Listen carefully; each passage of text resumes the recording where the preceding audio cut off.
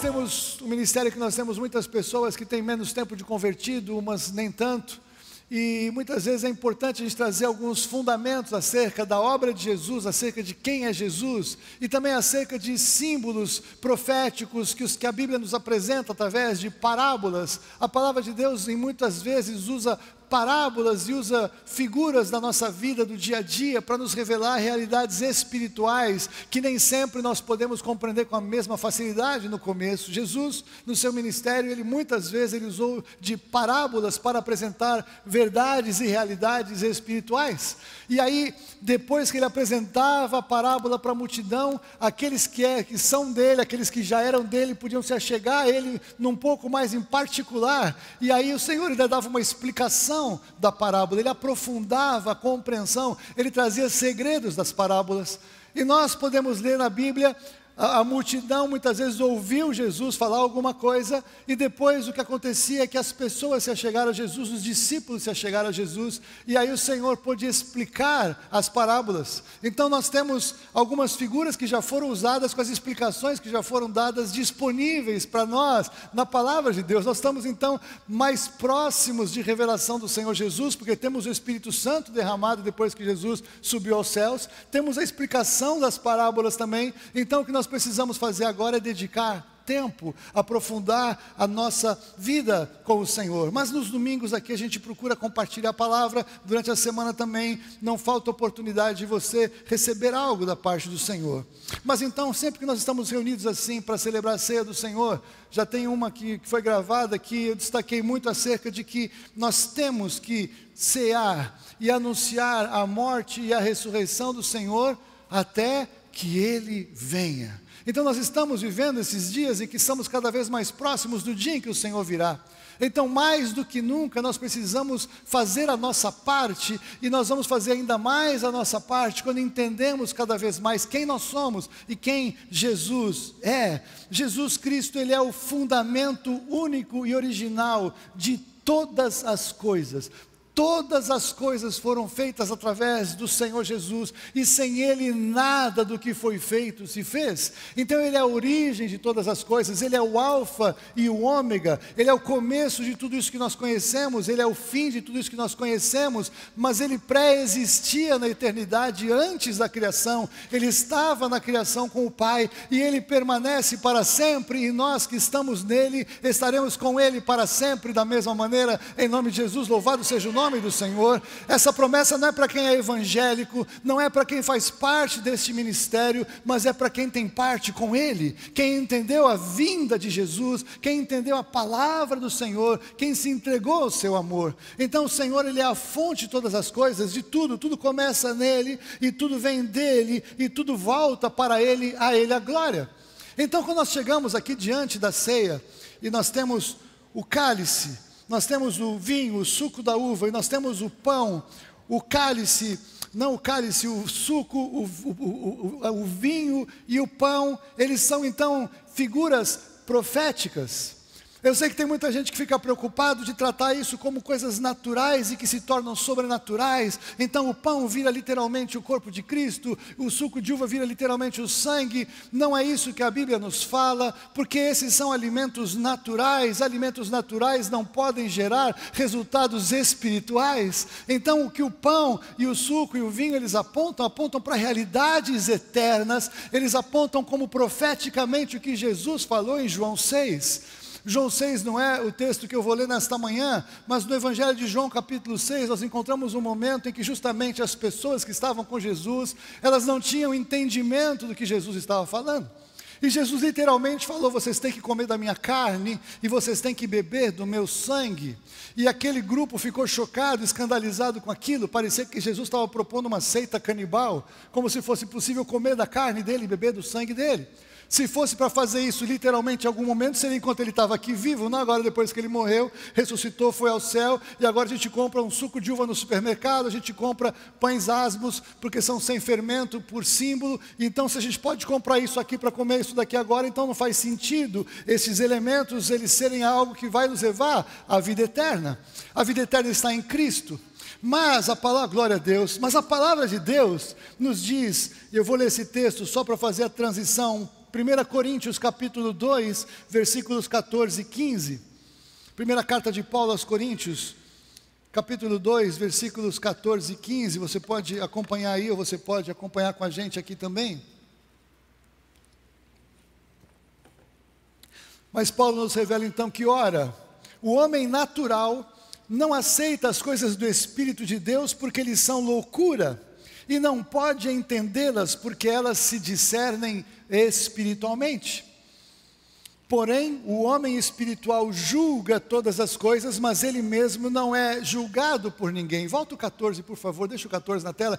Por que aquela multidão não entendeu o que Jesus estava falando? Porque elas não tinham capacidade de discernir espiritualmente o que estava sendo dito. Então, quem não consegue discernir o que acontece quando nós celebramos a ceia, não está discernindo espiritualmente, mas está discernindo naturalmente. As coisas naturais são loucura, porque na verdade a palavra de Deus diz, o próprio Paulo fala que o Evangelho é loucura para os que se perdem, mas é poder de Deus para a salvação de todo aquele que nele crê. Então, as verdades espirituais, as revelações da palavra de Deus, que são muitas vezes confrontadoras, elas são para serem compreendidas espiritualmente. Então, quando nós recebemos o Espírito Santo pela salvação, nós conseguimos começar a discernir coisas espirituais que antes não entendíamos, mas agora elas começam a fazer sentido para a gente.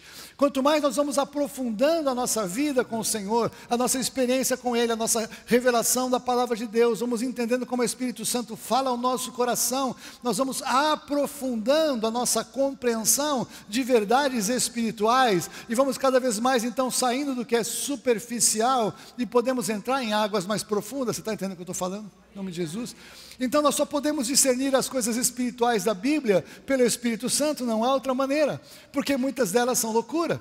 Apesar que eu comento com as pessoas que antes, quando eu me converti, o Evangelho ainda era pregado em preto e branco, em mono, como eu sempre falo para vocês, faz muito tempo atrás, Mas o que acontece é que quando a palavra de Deus ela era pregada, a gente tinha que crer que tudo aquilo que estava escrito na palavra de Deus era verdade, porque eram fatos, situações e relatos que tinham acontecido há 2.000 anos atrás, 3.000 anos atrás, 4.000 anos, 6.000 anos atrás.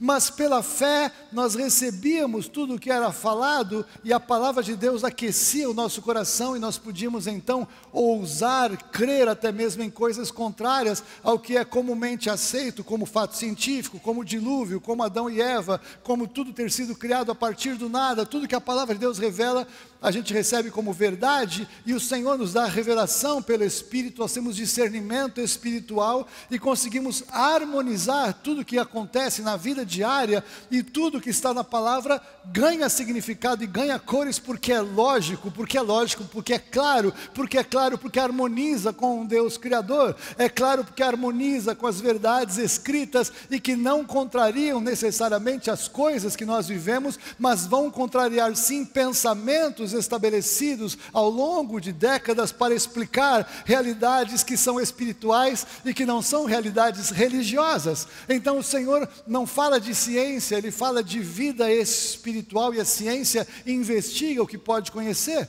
mas o nosso fundamento é a palavra revelada. Mas antes, nós tínhamos que crer olhando para trás.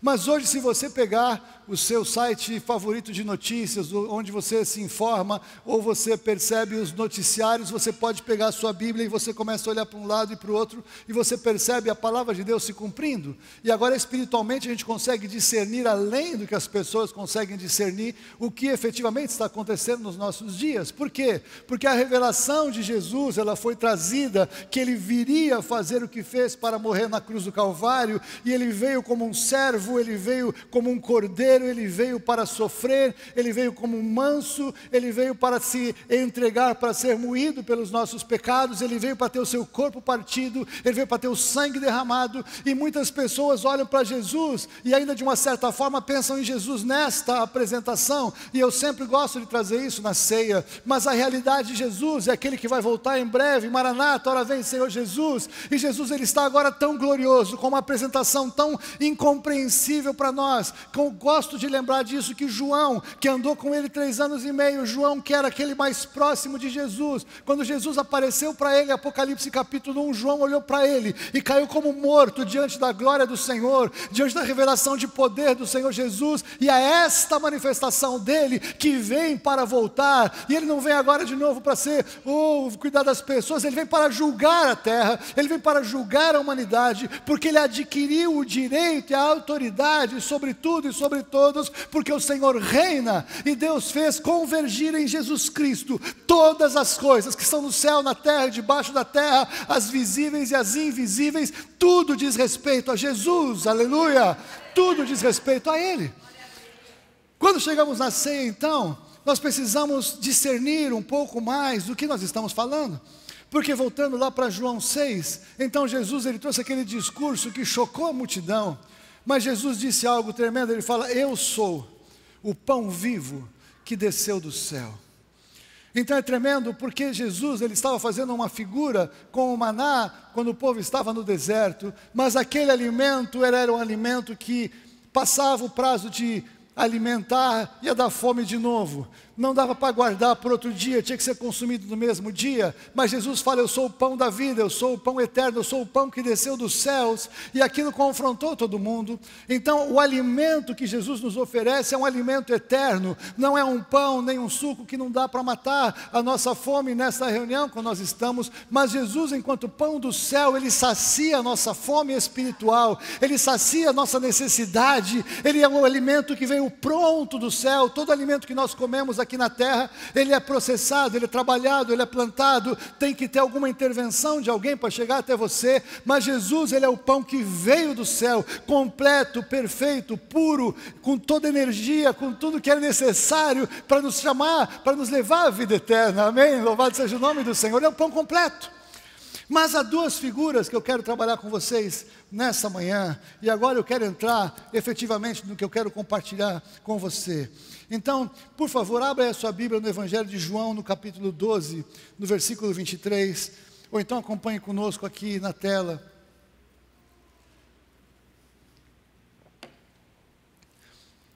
Porque Jesus, embora ele seja o pão eterno, Jesus também, ele foi o grão da semente que veio, versículo 23, por favor, 12, 23, então é 24, então eu errei o versículo, não tem problema, vocês me ajudam com a chave bíblica, é aquele texto que diz o seguinte, respondeu-lhe Jesus, é chegada a hora de ser glorificado o Filho do Homem, 23, isso, obrigado. Parecia diferente, está certo, glória a Deus. Respondeu-lhe Jesus, é chegada a hora de ser glorificado o Filho do Homem. Pode virar. Em verdade vos digo, se o grão de trigo caindo na terra não morrer, fica ele só, mas se morrer, produz muito fruto.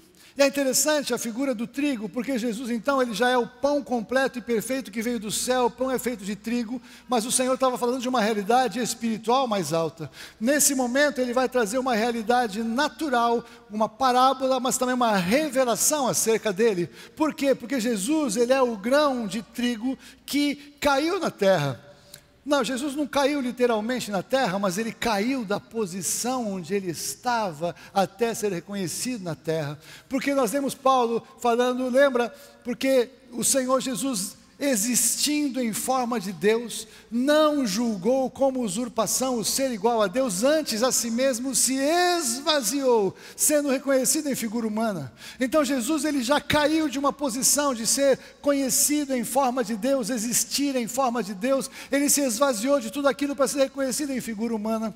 Mas nos dias de Jesus havia homens poderosos naquele tempo, havia gente de muita autoridade, inclusive as autoridades religiosas, mas Jesus, ele não veio para se misturar com as autoridades religiosas, ele ainda veio para assumir a posição de servo, não somente a posição de servo, mas também alguém que foi obediente até a morte, e morte de cruz, e ainda foi sepultado. Jesus saiu de ser eterno para ser sepultado como um homem morto, uma figura humana morta, o seu corpo foi morto na cruz do Calvário.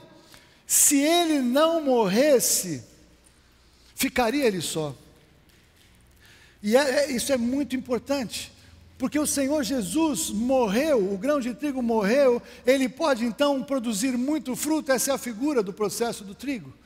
Mas o que o Senhor estava falando, de outra maneira, a gente pode pensar ele podia não ter morrido. Muitos de nós, eu já compartilhei isso algumas vezes, muitos de nós, se alguém nos provoca, a gente às vezes, o velho homem pula no pescoço, né? Dependendo da afronta, dependendo da ofensa, dependendo da zombaria, dependendo do grau da ofensa. E o Senhor Jesus na cruz, ouvindo aqueles guardas romanos falando assim: se você é mesmo quem você é, desce daí, zombando, provocando, irritando, ofendendo, blasfemando. Mas Jesus entendeu que se ele não morresse, ficaria ele só, não tinha esperança para todos nós. Mas quando ele entende esse chamado, e ele se entrega e morre, agora ele pode ser o primogênito dentre muitos irmãos, não é isso que a palavra de Deus nos revela? Ele tinha orado por todos nós em João 17, e porque ele morreu e ressuscitou, nós agora temos acesso ao Pai, somos feitos filhos de Deus por adoção. Então, porque ele morreu e ressuscitou como um grão de trigo, nós temos vida, e nós fazemos parte agora da vida dele, fazemos parte da vida com ele, a vida dele está em nós, a vida dele se manifesta em nós, através de nós, 2000 anos depois que ele esteve aqui, 2000 anos depois que ele foi embora, assentado à destra do Pai, mas então agora nós temos parte com ele.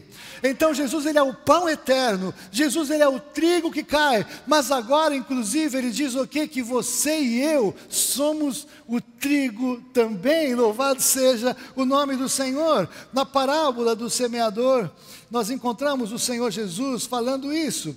Ele fala na parábola, de Mateus 13, acerca do joio e do trigo. Não vou ler agora Mateus 13, mas o que Jesus ensina é que ele é aquele que saiu semeando, e nós então semeamos, ou somos a boa semente que ele semeou. Nós quem? Nós, os que somos resultado daquela semente de trigo, o grão de trigo que morreu e ressuscitou, agora nos faz trigo, e ele nos coloca como uma figura profética, porque o trigo, ele vai produzir o quê?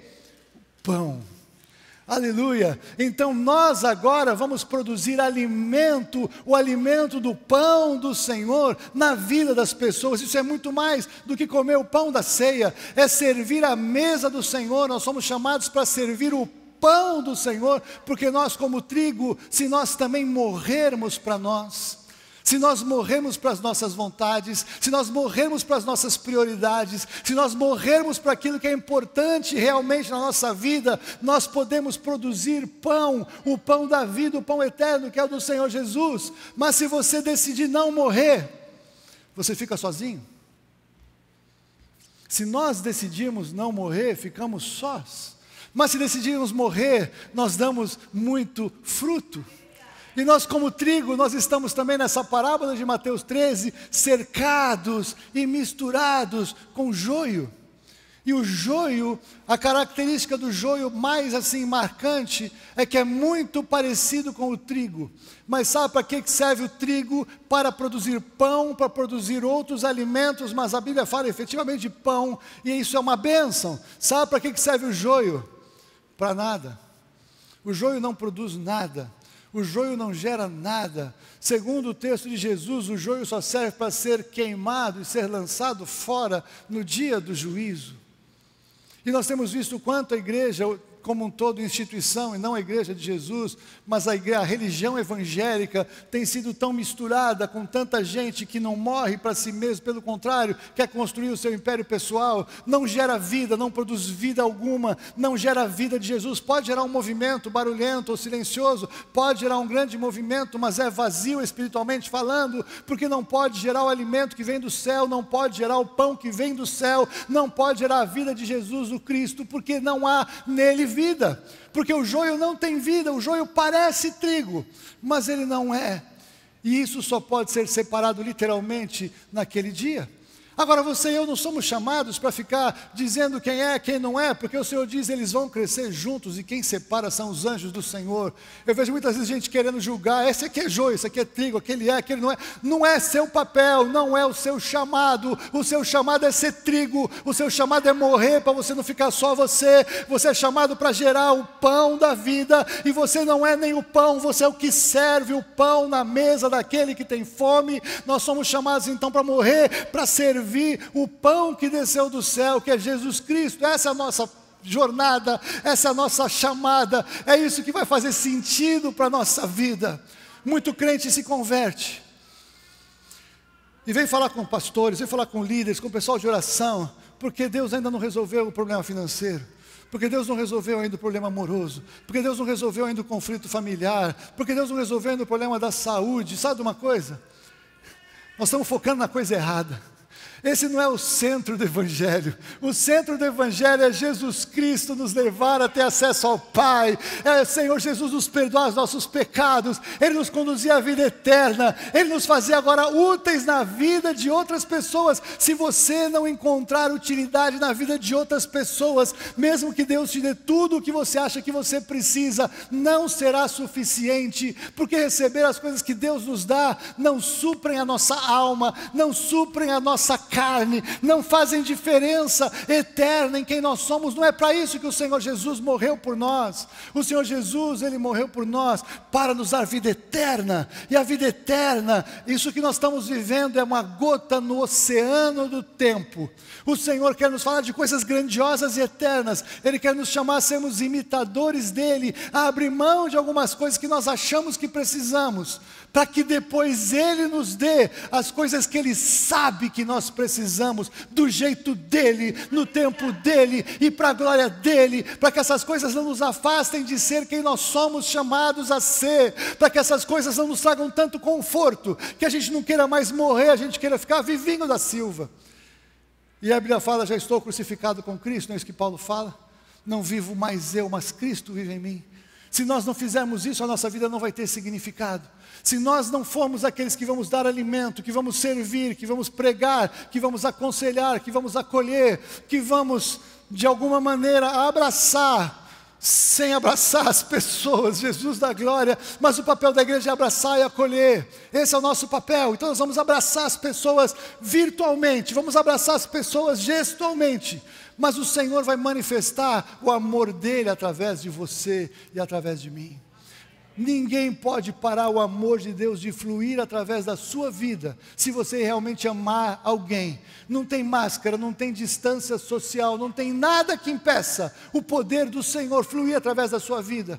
Mas você e eu precisamos morrer como Jesus morreu, para sermos aqueles que vamos alimentar aqueles que o Senhor tem, em nome de Jesus.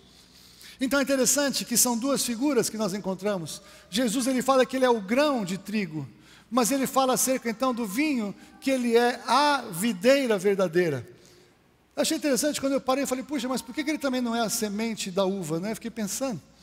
É porque na verdade, quando Jesus, ele caiu de ser quem ele era e desceu até aqui, Jesus, ele foi plantado pelo Pai aqui. Quando você chega em João capítulo 15, você vê que Jesus fala, eu sou a videira verdadeira e o meu Pai é o agricultor. É o Pai. Todas as árvores que tem aqui na terra, originalmente elas foram plantadas pelo Senhor no Éden. Todas elas, o Senhor plantou. O Senhor plantou e estabeleceu o seu jardim, e a partir daquele jardim, Adão deveria expandir o jardim que Deus plantou para toda a terra, que não tinha nada. Então as árvores que existem na terra foram plantadas por Deus, as originais, as sementes originais. Hoje depois já tem muito movimento humano para melhorar a qualidade dos alimentos, para melhorar as frutas, melhorar os legumes enriquecidos e tudo mais, né? Como se Deus precisasse, é que o ecossistema foi tão ruim que piorou tudo, mas esse é um assunto para outro dia. Mas o fato é que Jesus, ele é a videira verdadeira. E quem ele fala que nós somos agora? Os galhos, os ramos, não é isso? Ele é a videira. E ele fala, sem mim nada podeis fazer, porque a videira, se o galho, o ramo está fora da videira, ela não produz nada, mas enquanto ela está conectada com a videira, ela produz fruto. E qual é o fruto que a gente produz então? Por figura, é a uva, ou é a videira, é o fruto da vide. Eu sou a videira verdadeira e meu pai é o agricultor, é João capítulo 15, versículo 1.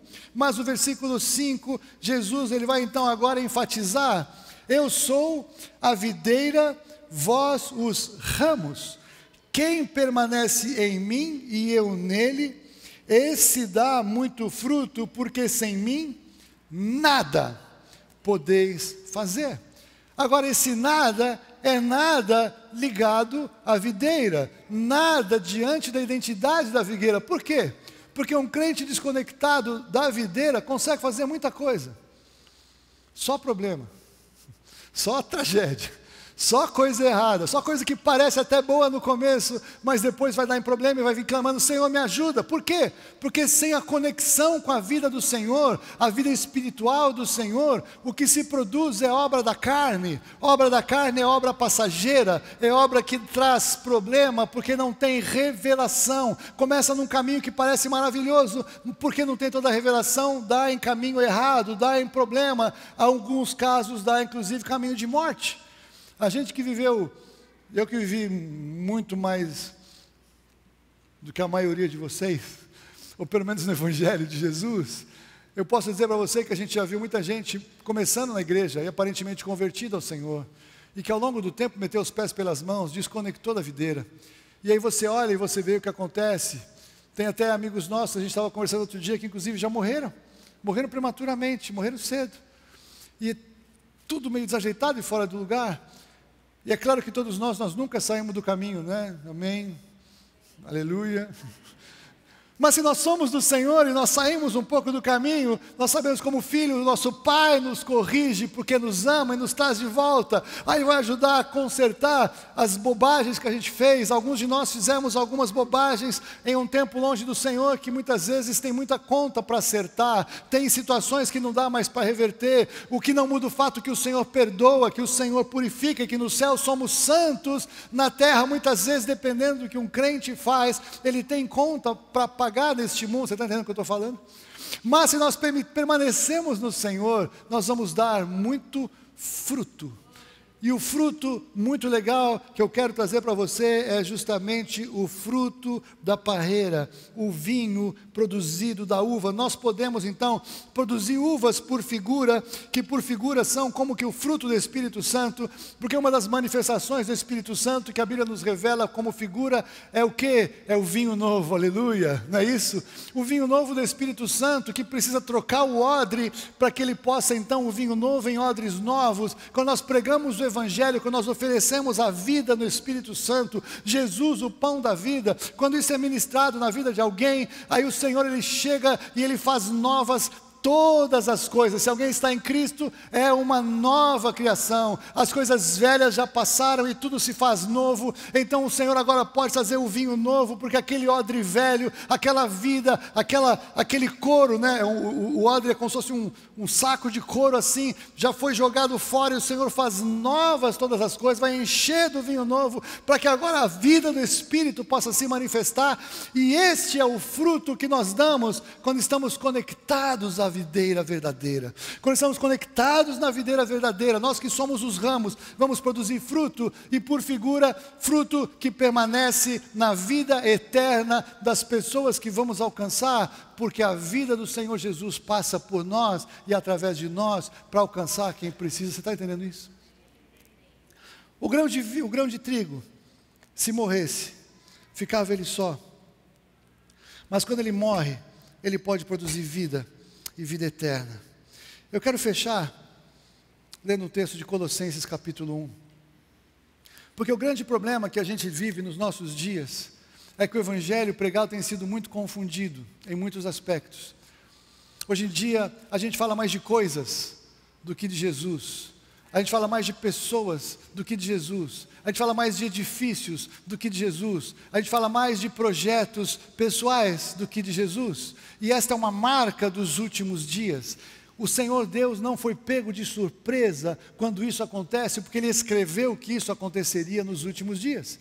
Então, quando a gente vê isso acontecendo, a gente percebe o avançado da hora. E sabe o que nós temos que fazer diante do avançado da hora? Não é ficar discutindo com quem está fazendo, o que a gente acha que está certo, o que está errado. Não é nosso papel. O nosso papel é fazer o que nós sabemos que fomos chamados a fazer. O nosso papel é cumprir o nosso ministério, cumprir o nosso chamado, cumprir a palavra do Senhor a nosso respeito. É isso que nós temos que fazer. Deixe o Senhor lidar com quem Ele tem que lidar. Nós abençoamos todos os ministérios, que o Senhor nos livre de errar, que o Senhor nos livre de cair em algum tipo de engano, mas nós vamos perseverar pregando a verdade, vamos perseverar pregando o Evangelho de Jesus Cristo, porque se fazemos assim, estamos morrendo para quem nós somos, estamos dizendo para o Senhor, usa-me Senhor. E quando nós vemos a ceia, nós temos que lembrar que se o Senhor morreu e foi partido dessa maneira, se o Senhor derramou o seu sangue dessa maneira, por que você e eu não podemos às vezes aguentar algum tipo de zoação das pessoas, ou de confronto das pessoas, ou de perda de algumas coisas que possam até parecer importantes para nós,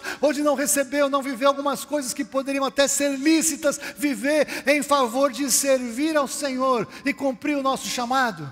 Esse é o nosso chamado, essa é a vida do Senhor para nós, esse é o tempo em que nós somos chamados a viver com Ele e para Ele, em nome de Jesus. E por que Jesus? Colossenses capítulo 1, eu vou ler a partir do versículo 13.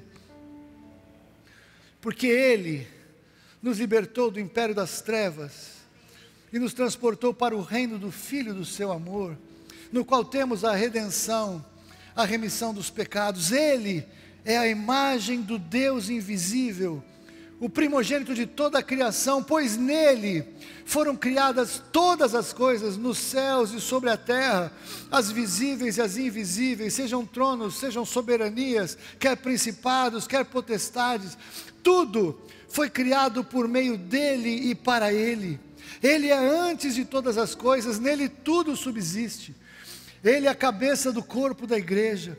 Ele é o princípio, o primogênito de entre os mortos, para que em todas as coisas Ele tenha primazia, porque aprouve a Deus que nele residisse toda a plenitude, e que havendo feito paz pelo sangue da sua cruz, por meio dele, reconciliasse consigo mesmo todas as coisas, quer sobre a terra, quer nos céus.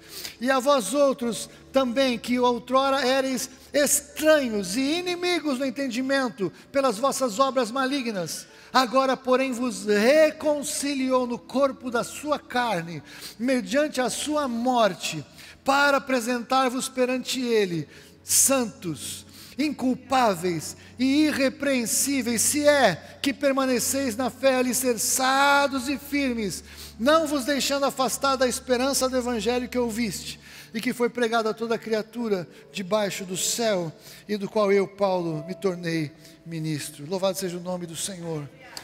Queridos, nós fomos comprados por alto preço. Paulo fala muito da gente discernir o que nós estamos fazendo na ceia, discernir o corpo. Nós somos o corpo de Cristo. Nós estamos debaixo dele, que é o cabeça. Nós não somos mais nossos, não somos mais de nós mesmos, somos dele. Nós precisamos decidir o que nós vamos fazer com aquilo que nós recebemos, e muito mais no tempo em que vivemos. Eu oro para que você, quando você comer o pão, quando você comer este cálice, quando você tomar a ceia junto conosco, todos juntos ao mesmo tempo, o Espírito Santo de Deus possa te constranger, fazendo você entender o que Jesus pagou e a morte dele em nosso favor. Porque ele morreu, nós temos vida. Porque ele morreu, nós estamos aqui. Porque ele derramou o seu sangue, nós temos comunhão e alegria no Espírito Santo que nos foi derramado, e nós podemos ter o vinho novo dele em nós. A nossa alegria não depende das coisas, a nossa alegria está nele se temos essa revelação. Meu querido, minha querida, o tempo vai avançando, os dias vão acelerando, e nós temos cada vez mais que compreender o nosso papel como igreja. Nosso papel não é discutir com ninguém, nosso papel é pregar o Evangelho. Se a gente vai discutir com alguém, nós vamos discutir com o inferno, com principados e potestades, que a nossa luta é com eles, a nossa luta não é com pessoas, nossa luta não é contra carne e sangue. Nós temos que entender a opressão que vem, que às vezes não é uma opressão de intimidação, é uma opressão de sutileza, de engano, de seduções, e nós precisamos vencer essas lutas pela revelação do Espírito Santo e pela palavra de Deus.